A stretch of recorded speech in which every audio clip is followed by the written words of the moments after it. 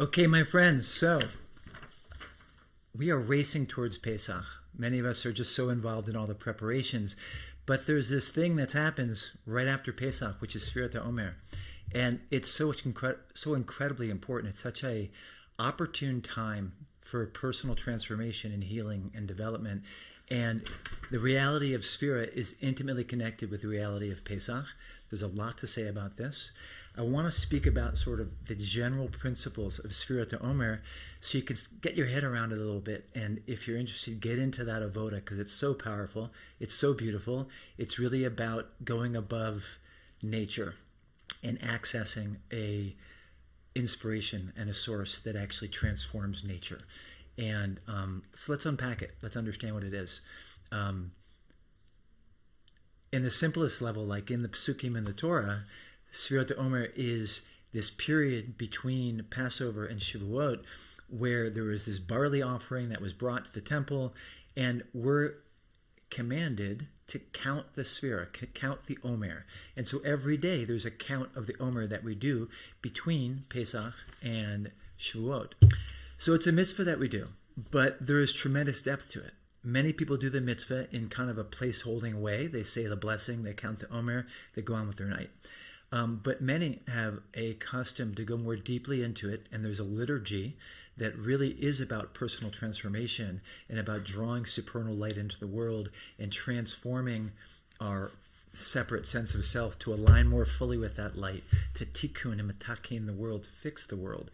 And so I'm going to go into that liturgy in another video, and we'll talk in detail about the day-to-day. But for now, I want to share the big picture of what's really happening in Sefira. So the sages tell us that the time of Sefirat HaOmer is a time for aligning with our highest potential. And that means healing. That means transformation.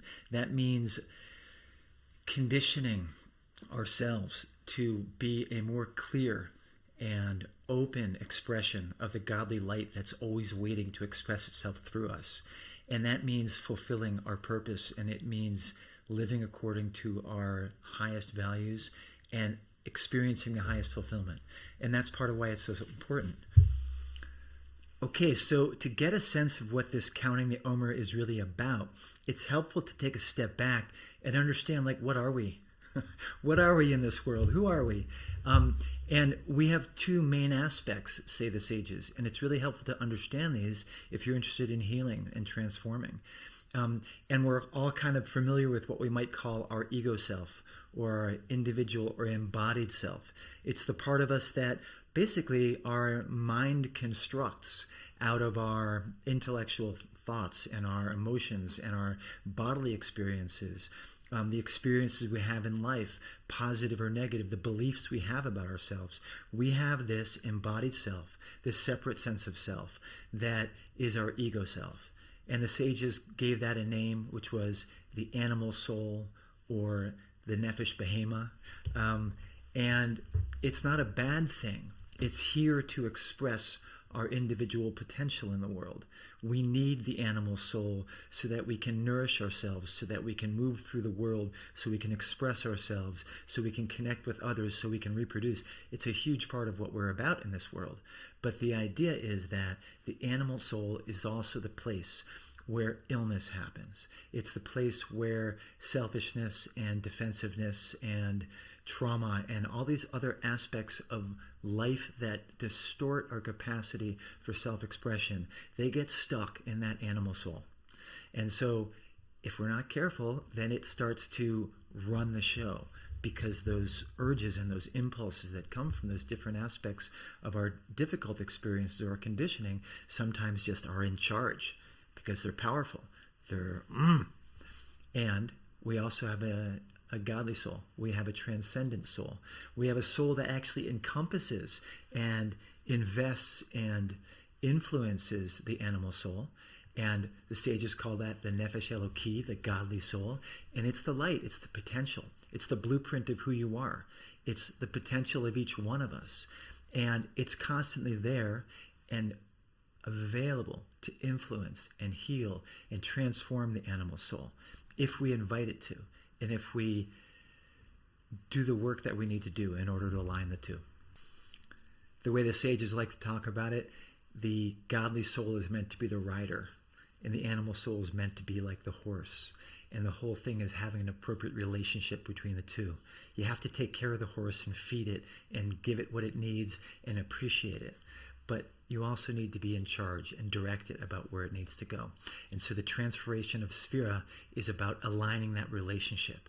So the other helpful concept is that we've basically got three aspects of the avoda we can be doing in our work.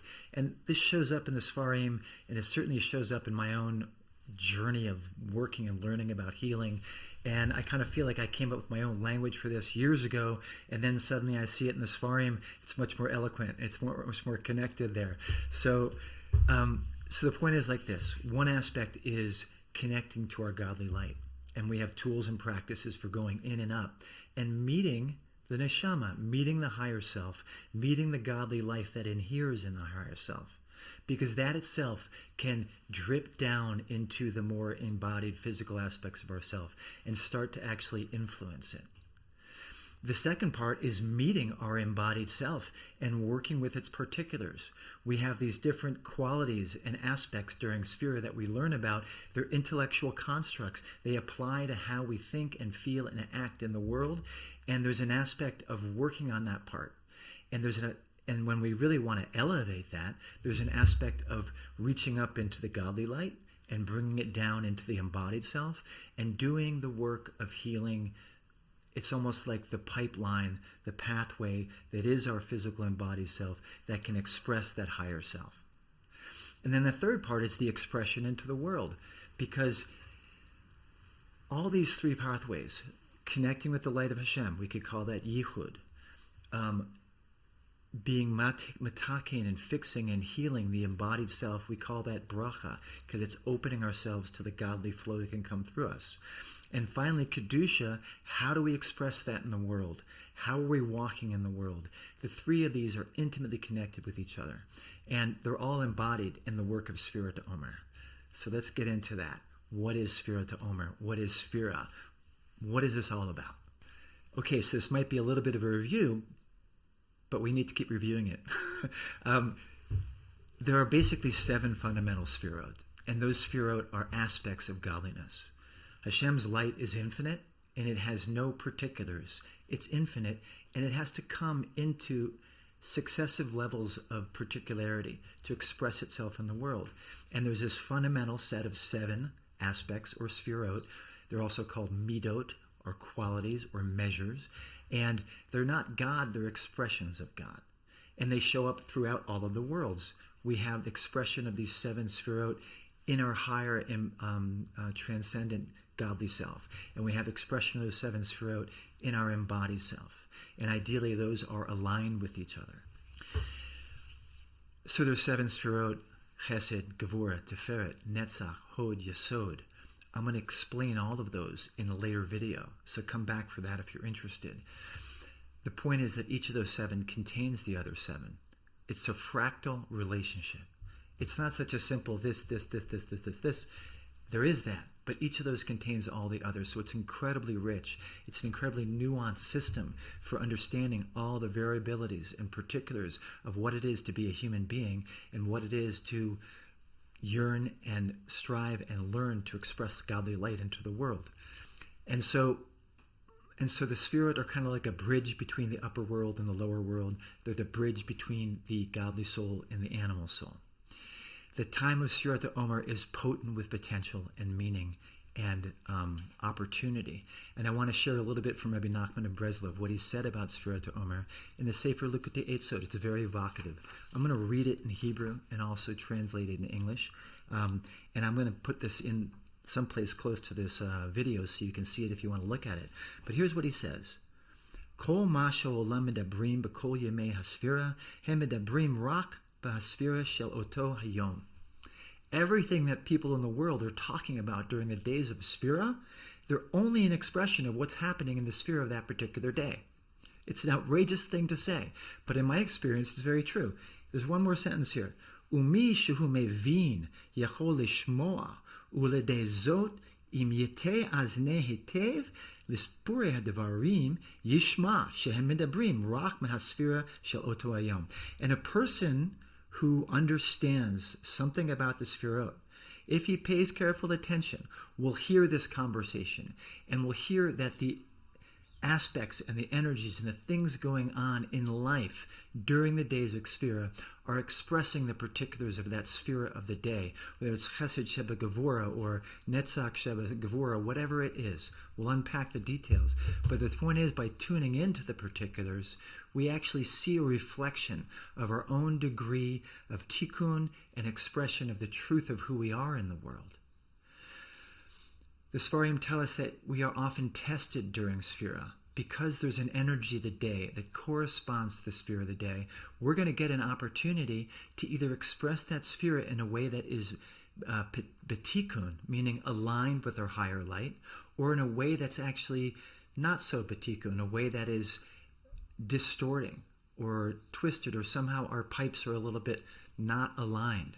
And so we can see that, and we can have an opportunity to have greater free choice, to recognize a pattern we might have, to ask for divine assistance in aligning ourselves with that. And part of this process is that we go in and we go up. In the prayer, in the bracha, we touch Hashem's light, we reflect on the Sefira, and then we see it expressing in the world. So it's this rich feedback loop of opportunity on every day to work on every midah and align ourselves. So, okay, that's really cool and beautiful. Rabbi Nachman says something else that I find also rather stunning. Let's just go to the next one. I'm going to read part of this because that's the most relevant part. So here he goes. Ready? Memtet Yemei Sefira, Hem Keneged Memtet Shari Tshuva, Shem Keneged Memtet Otiot, Shebeshemot Shvatim, She'al Yedei Elu HaOtiot, V'Sha'arim Anu Srichim Lashu B'Tshuva Alav Yitbarach. So he's saying these 49 days of Sefira, which are corresponding to the 49 gates of Tshuva, and the 49 letters of the names of the children of the Bnei Yisrael, the children of Jacob, who went to Mitzrayim, corresponding to the Tehillim in the book of Psalms, that these are the pathways by which we return to Hashem. So the next thing is really amazing. Ushavuot hu bechinat shar hachamishi, shehu bechinat tshuva shel Hashem yitbarach, ma shehu yitbarach tzarik lashuv b'tshuva kiviyachol, dahinu yashuv aleinu barachamim. So it's outrageous. The 50th day, the day of Shavuot, is the day of Hashem's tshuva. And corresponding to our tshuva and our alignment, tshuva means return. Tshuva means coming home. Tshuva means that if on every day of Sefirat HaOmer, I do this work of refining myself and aligning myself with the potential of who I could be in the world, to that extent, on the 50th day, Hashem returns to us. Hashem returns rachamim and love and expresses that love to us. The idea of the relationship with Passover and Omer and Shavuot is that it's one period of time. Passover is this time of massive expression of divine light that's completely undeserved. It's purely love, and it elevates us. And if you've really dived into the process of Pesach and the Seder and gone on and really gotten into the process of saying over the story of leaving Mitzrayim, there's an elevation, there's an opening, there's an expansiveness, there's a moachin, the godlut that happens, and it's awesome. But then we get after Pesach and we go into Sefira, and then we do the work. We're elevated up, and then we're dropped back down into our normal self, and we get to build ourselves based on that inspiration. We build, and then we receive the Torah anew on Shavuot. And it's exquisite and beautiful and powerful time. Okay, so I hope you're getting a feeling for the richness of this time and the potential that's pregnant in it, because it's really pretty awesome. I want to share just a little bit more about the Sefira for a second, because we can learn a lot about what our Chesed, Gevurah, Tiferet, Netzach, Hod, Yesod, and we can learn in Malchut, and we can learn how they're connected and how they reflect in one another in a fractal way. And it's a very important part of our work as an intellectual person, thinking, feeling, intuiting into how I can refine and align myself. But we have to also know that the Sefira are beyond our counting. They're beyond our understanding. They're godly qualities. And they exist both beyond this world and in this world. And that's why they're a bridge, and that's why they're so transformational, potentially, if we use this time in a positive way. So just reflecting on this notion that the Sefirot are something we can think about and get an understanding about. And Rabbi Nachman says, okay, understand what they are. You'll see them everywhere during the Sefirah. And it's true. It's definitely my experience. But then there's this aspect of their infinite nature. And we have to reflect on that. We have to reflect that no matter what we know, no matter what we understand, there's something bigger. And that's both calls out for a certain kind of reverence and humility, and it also opens us to an incredible possibility. So some of my early teachers taught me that if you want to understand something, look for where that thing shows up in the Tanakh, in the actual Chumash, preferably. And where does it show up first? And so a couple of the first places where we see this word of lissaper, when it says to count the Sefirah, it says lissaper, that's the word, lissaper, lamed samek pe resh. Lissaper shows up a number of places, but two of the places it shows up in the book of Genesis. I'll read them to you. Again, you can see this below. V'yotze oto v'hotza v'yomer betana hashemayim usaper hakochavim im tukol lesaper otam v'yomer lo ko hiheh zorecha. This is God talking to Abraham. And Abraham is wondering, am I really going to have this great nation come out of me like you told me? And Hashem takes him outside and says, look at the stars and look towards and count the stars if you're able to count them.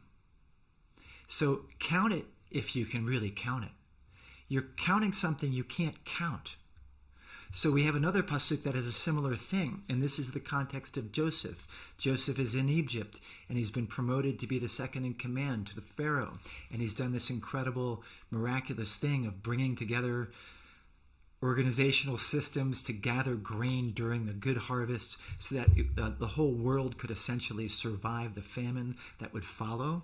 And the pasuk says, V'yitzabor Yosef bar kochol hayam harbe ma'od ad ki chadel lispor ki ein mispar. That Joseph collected produce in a huge amount, like the sands of the sea, until he stopped from counting it because you couldn't count it. And it's such an important principle in general, but in Sefirah, the things that matter the most, the things that count the most often can't be counted, because there's an aspect of our reality that is divine, divinely inspired. And the Sefirot are that. And so we go into a process of thinking and analyzing. But we also need to realize that the Sefirot are infinite. We also need to realize that all of reality, every bit of our lives, the things that we consider good, the things that we consider bad, it's actually all good, but all of it's actually coming from Hashem, and it's coming from love. The source of reality is love. The Sfarim talk about how the real source of everything is chesed, which is love, which is expressed through the world, and that chesed is what is matakein and cleans and fixes all of the brokenness and confusion. The real fixing is coming from chesed. It's coming from Hashem's love. And as Rabbi Meir Sender has said a couple of times in meditations, he'll say something that basically sounds like this. We're in a really quiet space, and he says, and reflect that you are light, that you are held within light, which is held within the source of light. Because the source of light is just always there, and it's always infinite, it's always holding us. Any bit of a voda I want to do to develop a quality like a midah, it already exists in Hashem, and all of reality was, is, and always will be in Hashem. So whatever degree of growth or attainment or healing or transformation that you want and yearn for, it already exists. And to a certain extent, your ability to access that depends not only on your struggling work like we're all conditioned to do, but it depends on humility and letting go and letting God, letting Hashem hold us in the light of the quality, the midot that we're aiming to perfect and align during Sefirah. So it's this dual channel process. One channel is I'm learning, I'm analyzing, I'm struggling, I'm working. Another channel is I am dropping into humility and deep appreciation and joy, knowing that Hashem wants this for me. Hashem wants my alignment. Hashem wants me to be healed. Hashem wants me to be expressing the potential that He gives to me in every moment over and over. He's constantly recreating me, my life, and everything about me. And that's true for all of us. I'm just saying it in first person right now, but for all of us and all of Am Yisrael and all the people of the world, that Hashem wants to bring out a redemption. And part of the challenge is us, that we stand in the way. As there's a pasuk that says, Anochi omed benechem, ben Hashem ubenechem. The Anochi, the ego self, stands between God and you. The ego self is so important. We need to mobilize our ego self to do the work to grow and heal. And then we need to surrender our ego self so we can access our higher self. So bring that into your meditations and practice of Sefirat, to realize that Hashem's got work that He can do to help us with it, to express His light through us. So just to kind of sum up and close here, Sefirat is this incredibly potent time. It's a time for aligning ourselves with Hashem's light. It's a time for doing the inner work and struggle of self-awareness and self-accounting and the effort to align our behavior with the qualities of truth and clarity and alignment that we want to see in the world. And it's also an aspect of surrendering into Hashem's light and allowing Him to do the work, letting ourselves get out of the struggling ego consciousness and into the transcendent consciousness, where we actually can sense God's presence and allow it to flow through us. The way the ritual goes when we count Sefirat for 49 nights, starting the day after Pesach, is that we say a bracha, and it's a mitzvah. And that bracha draws light into the world. And in that bracha, we're saying basically, bring this light into the world, and through it, let there be an expression of your godly light that fixes this particular midah of the day. So, just emphasizing this expression of personal, individual effort in the context of surrendering into godliness. So it should be a beautiful Pesach and a beautiful time of Sefirat HaOmer. I'll be sharing more about this in the next few days, in the next several weeks. So come on back and make sure that you get connected to the WhatsApp group so that you get notifications about these posts if you haven't. And I'll share that someplace in this post so you can see it. Thanks very much. Share this with your friends. And let me know if you have any feedback or questions. Take care.